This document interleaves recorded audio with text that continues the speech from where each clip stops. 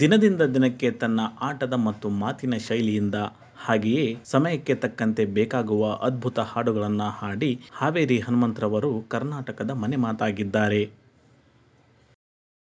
ಕಳೆದ ವಾರ ಕಳಪೆ ಪ್ರದರ್ಶನ ನೀಡಿದ ಹನುಮಂತನನ್ನ ಸುದೀಪ್ ಸರ್ ಅವರು ಯಾಕೆ ಹನುಮಂತು ಈ ಸಾರಿ ಚೆನ್ನಾಗಿ ಆಡಿಲ್ಲ ಅಂತ ಕೇಳ್ತಾರೆ.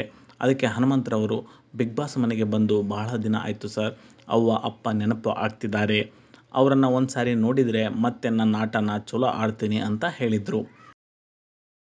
ಹನುಮಂತನ ಆಸೆಯಂತೆ ಇಂದು ಕಲರ್ಸ್ ಕನ್ನಡ ಬಿಟ್ಟಿರುವ ಪ್ರೊಮೋವೊಂದರಲ್ಲಿ ಭವ್ಯ ಹಾಗೂ ತ್ರಿವಿಕ್ರಮರವರ ತಾಯಿಯವರು ಎಂಟ್ರಿ ಕೊಟ್ಟಿದ್ದಾರೆ.